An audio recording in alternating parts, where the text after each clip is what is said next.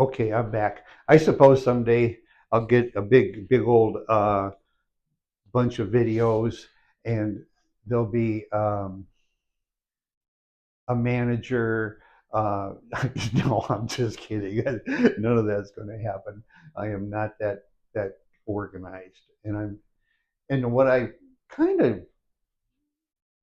my target is to tell people how to tell keep track of your own uh, illnesses. You don't have to go and get a prescription because you have sore knees.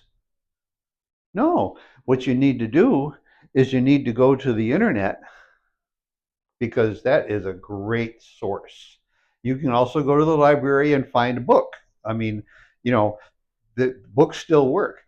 And maybe start out on the internet and then go do the deep dive into the book at the library or whatever, but it's available. But what I'm saying is that just because you're told that your knees hurt because you're getting older doesn't mean you have to just suffer, because that's one of the most irritating things to me, is being told I'm just getting older. Of course I'm older. I was older when I walked through your door. Uh, and the problem is that, how old do you want to be? Well, I've actually got a target, and um, I'm going to be old, but uh, we'll see how that works out. But if you knew me 7 years ago, 8 years ago, you'd say, no, you're not going to make it to 75. Well, I'm 77, and uh, I'm I'm good, and my brain is coming back enough to where I can start talking to you all, and I am noticeably better. So, anyways, um, the idea about all this is that, let's say let's say you're having trouble sleeping, and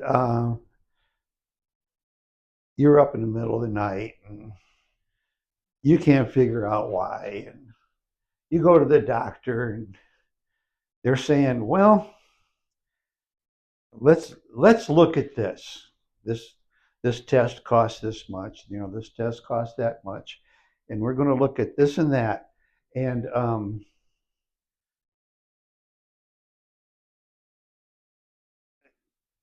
and I just got distracted.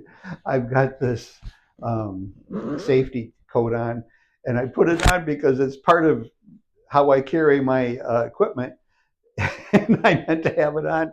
So I remember to keep safety first, because all this stuff, when they're talking about health and all that, they always say, talk to your doctor, get approved, and some of that I agree with. And the idea is that if you go to your doctor and you want to tell them that somebody told you to take this product, and I'm not selling any certain products, and I'm not um, promoting anything other than figuring out how to use things, you know. And when you start doing research, you'll start coming up with ideas on how to use these things. And I'm going to just give you a little picture right here. But this is a pile of stuff that I used to take just lately. But you know, and some of these things are just magnificent. You can see a couple of them I have doubles of, but they don't always work for everybody. And I had to figure out, how come somebody said, "Oh, that doesn't do anything for me." And first, I got to find out if they've actually used it. See, this isn't like medicine. It's supplements are not medicine. I don't know if that's the right way to say that, but it's not medicine. But um, what happens is, I happen to mention joints, and here is one of the things that I I use a lot. Hyaluronic hyaluronic acid, and this one, tart cherry. Those things add up to taking certain incorrect acids out of your blood and out of your joints, and it helps you get better. Well, you gotta research that stuff. You need to look in there, like actually go morning joint pain and see what the computer says, and then after that it says um, joint pain related to food. Ask that question. Um, ask old age joint pain, and you'll start being able to know things about joint pain. And when you're mixing up the all the information from all those things, I mean, I spend hours on this stuff, and I really totally appreciate it. And this one here, for instance, is really premium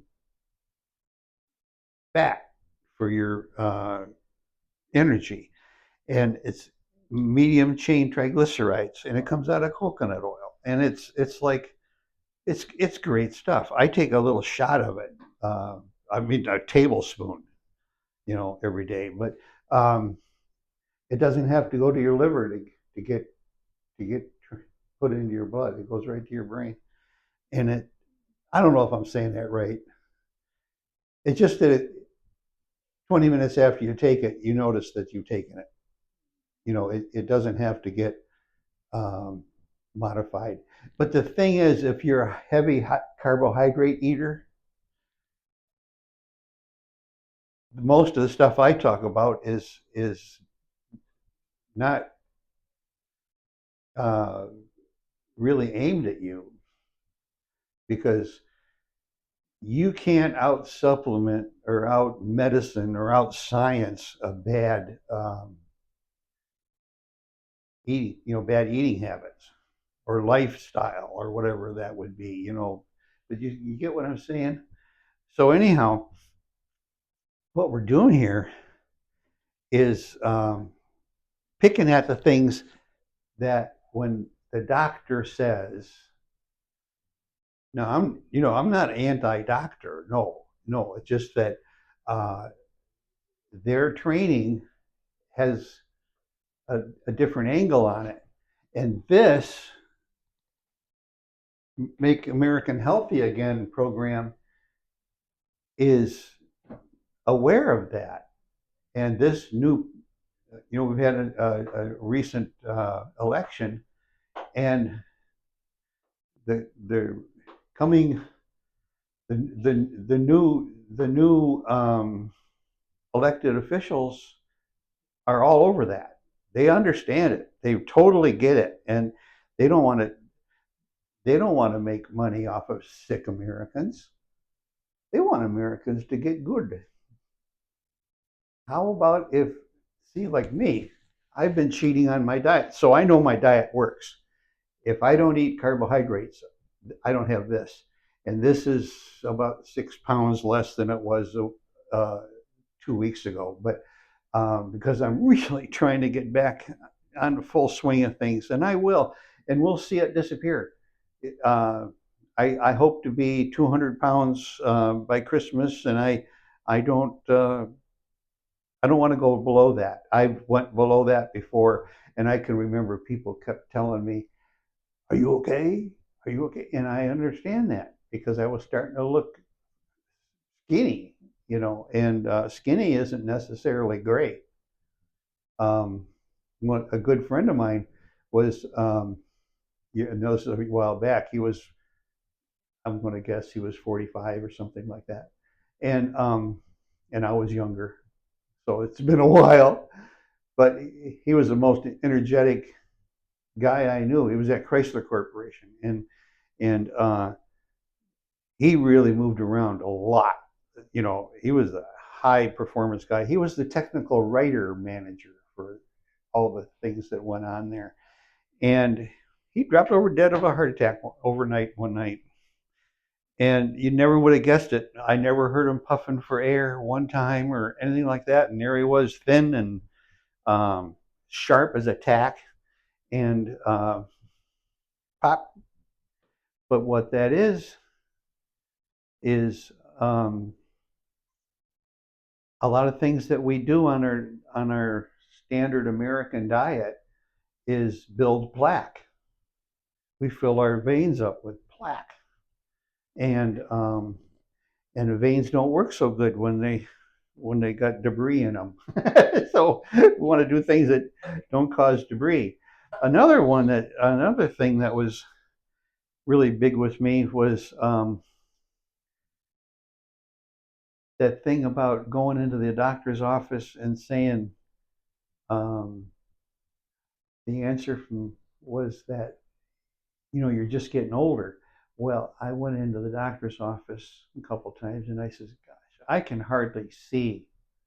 Well, you got cataracts. We do an operation for cataracts. Um, that's the right word, cataracts. Yes, cataracts. And I've mistakenly said glaucoma in the past, but it's cataracts. And we got macular degeneration, and all those things all happened in the older times. But that's because not I can't say that that's only because of one thing or the other thing, but our food isn't what it used to be, and we don't eat uh, like we should. Really often, people will go through a lot of um, processed food, and processed food that doesn't grow on a vine, you know, or that isn't it doesn't have hoofs, you know. Uh, so, like for instance, there's extra virgin olive oil, not highly processed. Processed extra virgin means it was pressed once, first squeeze. That came out of olives, and that's possible. Well, how about a lot of these vegetable oils you see? If you read on the ingredients, like this one says, the ingredients is olive oil. It's olive oil, olive oil. On these other things, you'll look at the ingredients and you get a paragraph or two of things, of added things, modified things, and it's scary. And here's this is probably the way I should have started. If you're getting statin medicine, like statins for cholesterol, well, you need to read all about cholesterol. Ask the computer cholesterol side effects or something like that. Get you on the page. You can go to the internet, or you can go to YouTube. YouTube will have a bunch of videos, and this is one thing that I got. I got offered one of the cholesterol medicines. Now this was after the doctor told me that I had made it to the type 2 diabetes. You made it over the line, she said. I had the feeling that I was going to get a trophy. Well, the trophy turned out to be a prescription. And I said, I don't want that. No, skip it. Just forget it. I don't want it. Oh, you need it. No, I don't. And anyways, 4 months later, I was back in her office at her request because she wanted to see if I was still kicking or not. And she said, she's looking at my blood test and she says, "Your blood is perfect. What did you do?" I said, "Well, one thing was I quit feeding my sugar. That upset her. She ended the she ended the appointment, and said just see me in a year or something like that. Because we have a yearly requirement to show up. And anyways, I went back and I said, "Can I have a prescription for this?" I'm not gonna try. I'm gonna try not to say words, so brands and anything like that so often. She says, "Oh, you don't need that. That's you. No, you don't need that." I says, "But if I'm gonna take statin, like she talked me into taking it, and I took it, cut the dose in half, and she said, well, that isn't even going to do you any good." I says, "Well, neither is a full dose, because you know that there's a lot of negative stuff about all that going on, and we're catching on. And this MAHA understands that. That's all going to be confronted. You're going to see. You got the inside scoop right now. You're going to know all about that." And but anyways, the medicine for cholesterol most of the time directly affects the supply of CoQ10. CoQ10. And the idea of that is that why would you trade muscle wellness and your heart for better cholesterol numbers if the better cholesterol numbers don't matter as much as we think they do? But a weak heart does. And if you look in the statistics of our human race in the 1950s, remember, we didn't have hardly any fancy stuff. We didn't have any high-tech stuff. And since then, we've improved so much. Oh my gosh, we can do transplants and stents and all these kind of things, and uh, shock rhythm changers, and um, uh, and things that keep your rhythm. Uh, you know, uh, oh, I can't say the word, but anyways, we got all that. Well, in the things that I read about hearts, is that half of the people that die of heart attacks have normal cholesterol.